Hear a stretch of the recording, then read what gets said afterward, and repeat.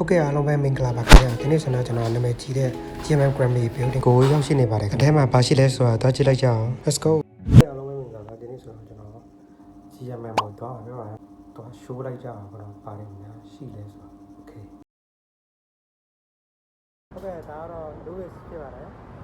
ကျွန်တော်လည်းလမ်းကြုံသွားပါခဲ့ပါတယ်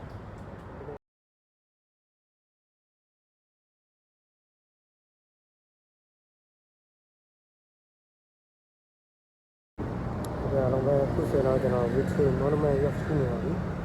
BTS test bus စီးမယ်ပေါ့နော်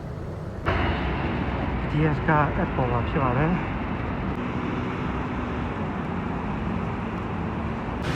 ဒီကြား BTS station ကိုပြထားတယ်ဒီဖိုင်လို့ရှိတယ်ဆော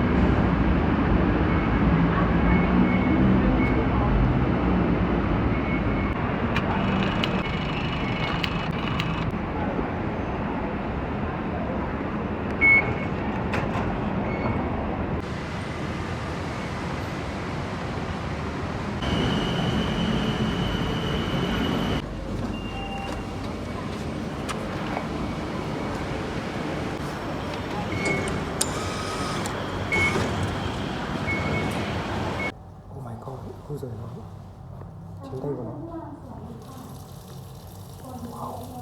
ဝိုင်းပါလားစတောင်းပါတော့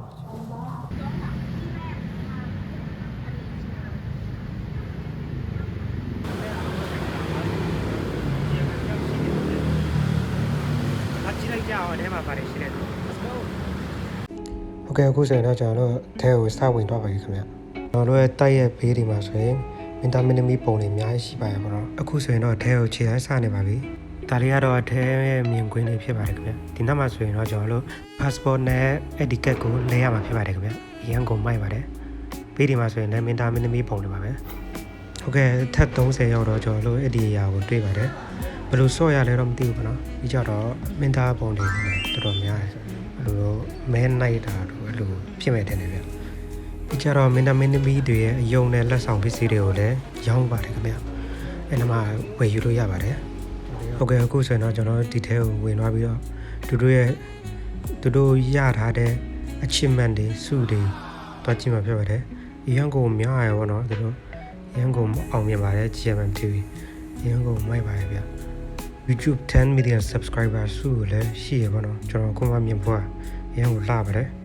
ပြီးကြတော့သူတို့ရဲ့ Academy စုဖြစ်ပါတယ်ခင်ဗျဟုတ်ကဲ့ဒီဗီဒီယိုလေးကတော့ဒီလောက်ပါပဲခင်ဗျတော့ခဏလေးဒီကြတော့လူတွေအများကြီးစောင့်နေရဆိုတော့ဘယ်သူလာမလဲဆိုပြီးတော့ကျွန်တော်တို့လည်း like စောင့်ခဲ့ပါတယ်